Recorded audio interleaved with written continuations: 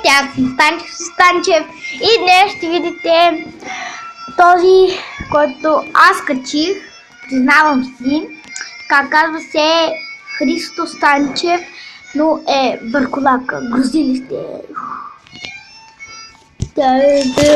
Така, как се казвате? Христо Георгиев Чанчев. Така, но наистина ли имате... Чакайте, наистина ли имате кожа на змия? Не. Да, бе, да. В предишния клип, който качих, имахте кожа на змия. Но и знаете, че това ще е в YouTube? Не знам. Да. Защо ще сте голями зъбите?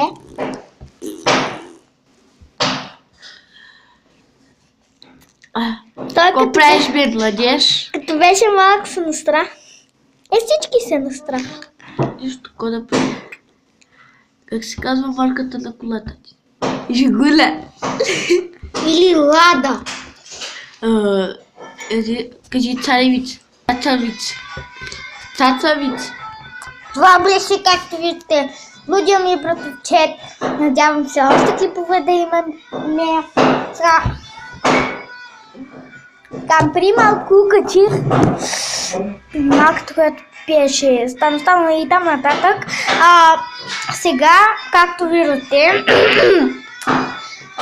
направихме репортаж, който ще пак за този парколак. Така.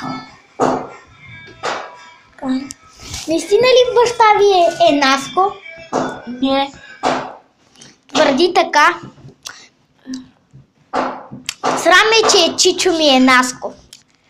Защо лъжи? Да, бе, да! Наистина, баща му е Наско. Лъжи, брато. Талица. Наистина, баща му е Наско, а майка му е...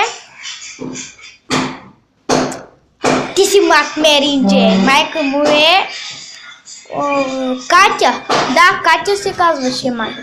Драган. Катя и Наско, много хубаво име. И Христо.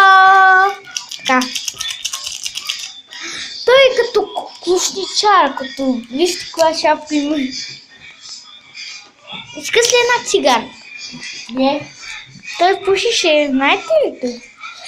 Аз ви казвам чао, това беше от мен и дано да Ви харесва. каже... Стоп!